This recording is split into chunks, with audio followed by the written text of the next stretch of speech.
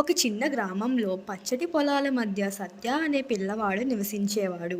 అతను మంచితనం కలిగినవాడు. ఒకరోజు అడవికి దగ్గరలో ఆడుతూ ఉండగా ఒక పురాతన చెట్టు నక్షత్రంలా మెరుస్తూ ఉండడం గమనించి ఆశ్చర్యపోయాడు. దగ్గరగా వెళ్ళి చూశాడు. ఆ చెట్టు మాట్లాడుతూ, సత్య, నేను ఒక రక్షకుడను. ఎన్నో ఏళ్ల నుంచి మీ ఊరిని రక్షిస్తూ ఉన్నాను. ఊరిలో అందరూ స్వార్థపరులుగా మారిపోయారు. మంచితనం కలిగిన వాళ్ళకే నా మాటలు వినిపిస్తాయి అని చెప్పింది. ఆ చెట్టు సత్యాకి, నువ్వు 2 మంచి పనులు చేస్తేనే నా మాయ నీకు కనిపిస్తుంది అని చెప్పింది. ఆ మాటలను విన్న సత్య సహాయం చేయడానికి ఊరికి వచ్చాడు. ఆకలితో ఉన్న ఒక కుక్కకి ఆహారం అందించాడు మరియు తన స్నేహితులతో కలిసి మొక్కలను నాటాడు.